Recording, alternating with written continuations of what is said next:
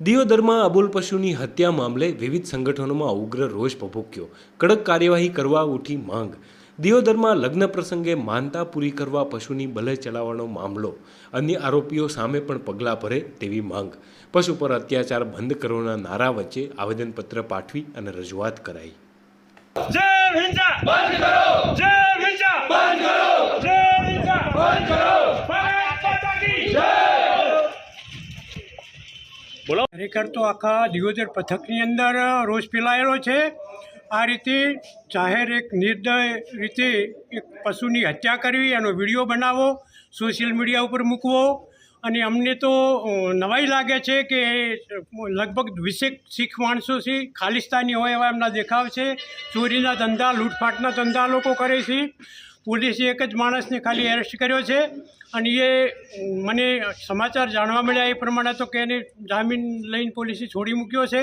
જે video viral થયો હતો એ ત્યાંથી લગભગ હિન્દુ સમાજના તમામ, બનાસકાંઠા તમામ લોકોને, તમામ સમાજના લોકોને લાગણી ભય છે.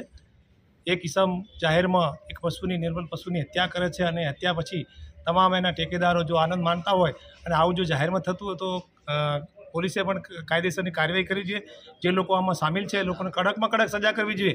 નહીંતર જે આ સમાજ છે કદાચ આવતીકાલે નહીં તો થોડા સમય પછી એનો કાયદો પણ હાથમાં લે અને કોઈક બને તો જે તે જવાબદારી તંત્રની રહેશે.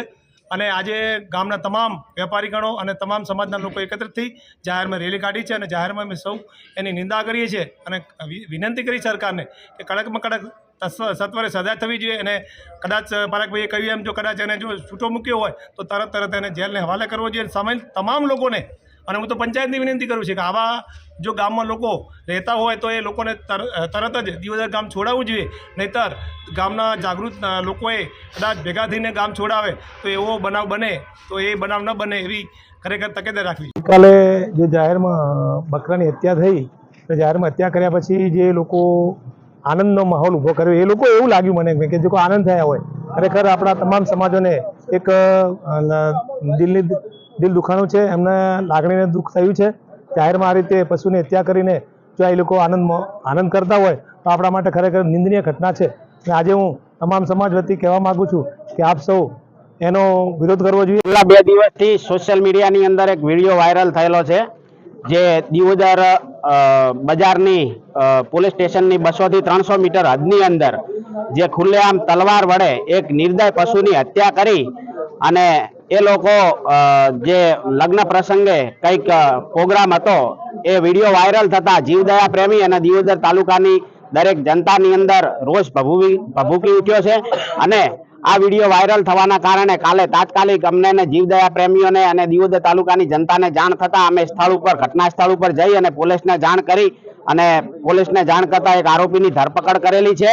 આ લોકો ક્યાંના છે, કેટલા સમયથી દિયોદરની અંદર રહે છે, કોણ છે, તેની કંઈ માહિતી અમને નથી. એટલે પોલીસને અને તંત્રને અમારી રજૂઆત છે કે આ લોકો કોણ છે, ક્યાંથી આવેલા છે, શું ક્રાઇમ કરે છે. અરે એ લોકો 4 થી 5 એમની જોડે પિકઅપ ડાલા છે.